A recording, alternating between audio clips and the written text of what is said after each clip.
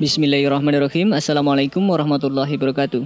Tanpa sadar, manusia hanya hidup melakukan kegiatan apa yang dia mau, namun seringkali menyampingkan segala perintah dari Allah SWT yang jelas-jelas bisa menjadi penolong di dunia maupun di akhirat. Oleh sebab itu, selagi diberi nikmat sehat, sangat dianjurkan untuk segera bertobat selagi ada waktu.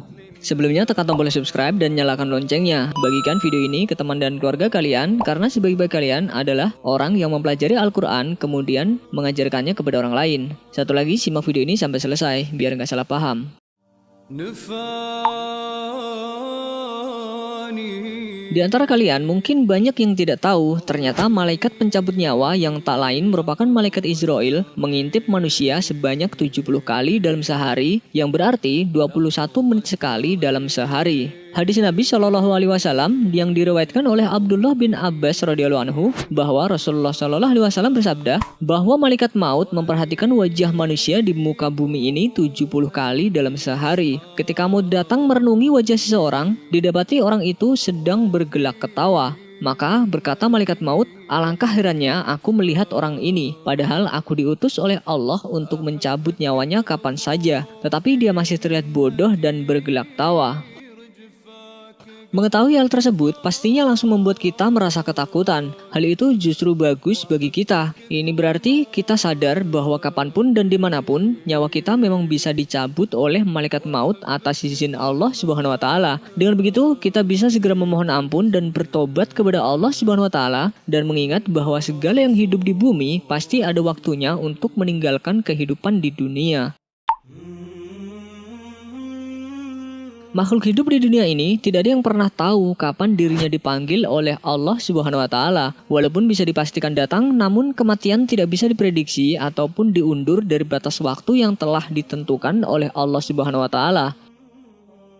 Allah Subhanahu wa Ta'ala menegaskan dalam Al-Quran, jikalau Allah menghukum manusia karena kezalimannya, niscaya tidak akan ditinggalkannya di muka bumi sesuatu pun dari makhluk yang melata. Tetapi Allah menangguhkan mereka sampai kepada waktu yang ditentukan. Maka apabila telah tiba waktunya yang ditentukan bagi mereka, tidaklah mereka dapat mengundurkannya barang sesaat pun dan tidak pula mendahulukannya. Quran Surat An-Nahl ayat 61. Dalam surat lain, Allah Subhanahu wa Ta'ala berfirman, tidak seorang pun yang dapat mengetahui dengan pasti apa yang akan diusahakannya besok, dan tiada seorang pun yang dapat mengetahui di bumi mana ia akan mati. Sesungguhnya Allah Maha Mengetahui lagi Maha Mengetahui dengan detail. Quran Surat Luqman ayat 34. Jika Allah menegaskan bahwa manusia tidak bisa mengetahui tempat kematiannya, maka jelas manusia akan lebih tidak mengetahui berkaitan dengan waktu kematiannya. Sebagai umat Islam, kita memang diharuskan percaya akan datangnya hari kiamat. Namun, seiring berjalannya waktu, kiamat yang diperkirakan masih sangat lama, kemungkinan bisa terjadi dalam waktu dekat. Hal ini dibuktikan sejumlah kasus yang terjadi di seluruh pelosok dunia, seperti terjadinya perang saudara yang berkepanjangan, banyak manusia yang melenceng, seringkali terjadinya bencana, dan masih banyak lagi.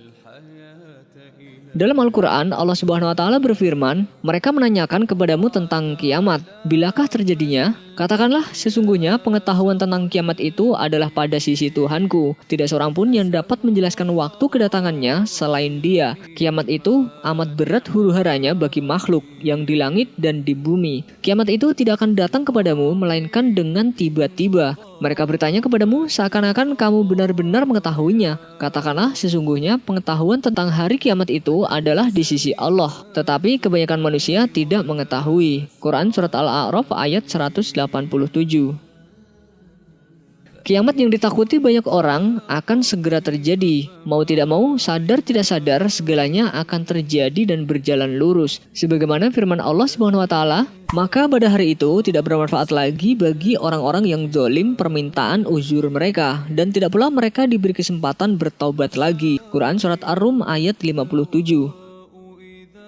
Dan hendaklah kamu meminta ampun kepada Tuhanmu dan bertaubat kepadanya. Jika kamu mengerjakan yang demikian, niscaya Dia akan memberi kenikmatan yang baik terus-menerus kepadamu sampai kepada waktu yang telah ditentukan. Dan Dia akan memberikan kepada tiap-tiap orang yang mempunyai keutamaan-keutamaannya. Jika kamu berpaling, maka sesungguhnya aku takut kamu akan ditimpa siksa hari kiamat. Quran Surat Hud ayat 3.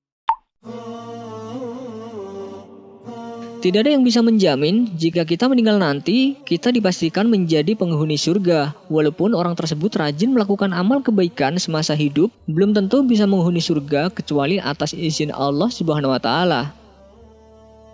Yang rajin beribadah saja belum bisa terjamin surga, apalagi bagi umatnya yang sering membangkang. Allah Subhanahu wa Ta'ala berfirman, "Dan bersegeralah kamu kepada ampunan dari Tuhanmu dan kepada surga yang luasnya seluas langit dan bumi yang disediakan untuk orang-orang yang bertakwa." Quran Surat Ali Imran ayat 133. Maka barang siapa bertaubat di antara pencuri-pencuri itu sesudah melakukan kejahatan itu dan memperbaiki diri, maka sesungguhnya Allah menerima taubatnya. Sesungguhnya Allah Maha Pengampun lagi Maha Penyayang. Quran Surat Al-Maidah ayat 39.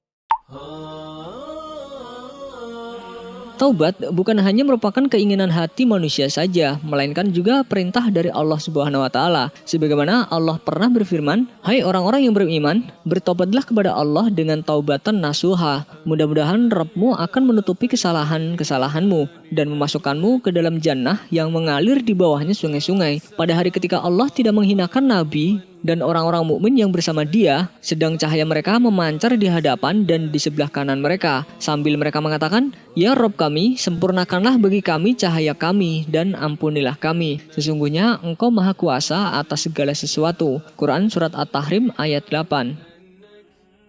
Percayalah, bertaubat tidak membuat kehidupan dunia maupun akhirat kita celaka, karena Allah justru sangat mencintai umatnya bertaubat. Mereka bertanya kepadamu tentang haid. Katakanlah, haid itu adalah suatu kotoran. Oleh sebab itu, hendaklah kamu menjauhkan diri dari wanita di waktu haid, dan janganlah kamu mendekati mereka sebelum mereka suci. Apabila mereka telah suci, maka campurilah mereka itu di tempat yang diperintahkan Allah kepadamu. Sesungguhnya Allah menyukai orang-orang yang bertaubat dan menyukai orang-orang yang mensucikan diri. Quran Surat Al-Baqarah ayat 222. Jangankan manusia biasa, Nabi pun salah satunya Rasulullah Shallallahu Alaihi Wasallam senantiasa selalu bertaubat memohon ampun kepada Allah Subhanahu Wa Taala. Demi Allah, sesungguhnya aku meminta ampun dan bertaubat kepada Allah dalam sehari lebih dari 70 kali. Hadis riwayat Bukhari. Wallahu a'lam bishawab. Wassalamualaikum warahmatullahi wabarakatuh.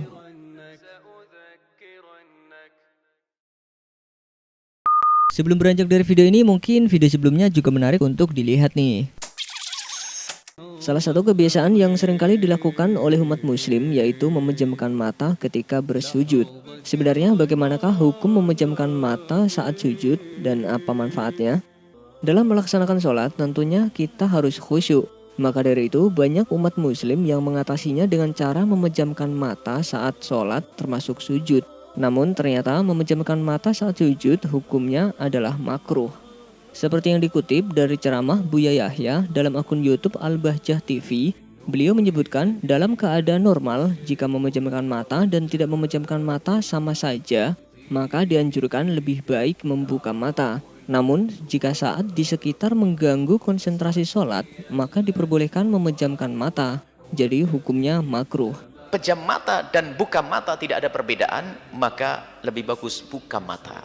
Tapi bisa jadi pejam mata lebih bagus di saat melekmu adalah terganggu. Selesai?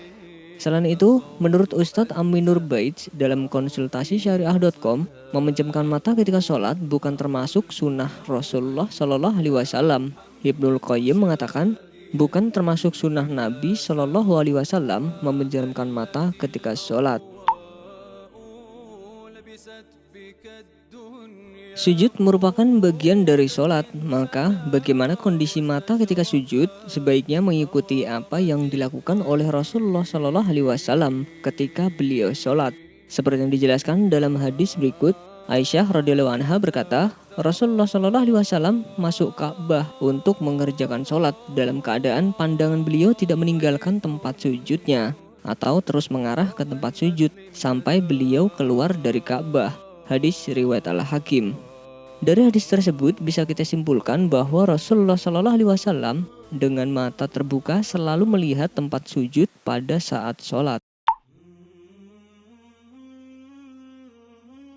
Bukan hanya untuk mengikuti anjuran, membuka mata saat sujud ternyata memiliki manfaat. Salah satunya adalah untuk mengobati otot mata yang lemah.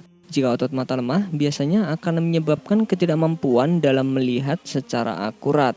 Maka dari itu, untuk memulihkan mata dan menjaga kekuatan ototnya, maka dianjurkan mengikuti sunnah saat sholat, yaitu membuka mata ketika sujud dan fokus melihat satu titik. Dikutip dari iqra.or.id, saat ruku, otot mata akan menekan lensa mata untuk meningkatkan visi, dan saat kita bangun, maka otot mata akan melonggarkannya. Jadi bagi kalian yang mengalami mata minus, tentunya ini akan bermanfaat. Tidak hanya itu, saat sujud lensa mata akan menyusut karena jarak antara mata dengan tempat sujud memendek. Dan ketika kita bangun lagi, itu akan mengendurkan otot-otot mata. Bila kita praktikkan setiap hari, maka akan melatih otot-otot mata kita sehingga mata kita akan lebih sehat. Tidak hanya itu, dikutip dari independent.co.uk, hasil penelitian yang dilakukan pada ilmuwan menunjukkan posisi sujud dapat meningkatkan elastisitas persendian, apalagi jika melakukan sholat 5 kali sehari. Tentu saja bisa memberikan manfaat yang lebih banyak lagi. Wallahu a'lam bishawab. Wassalamualaikum warahmatullahi wabarakatuh.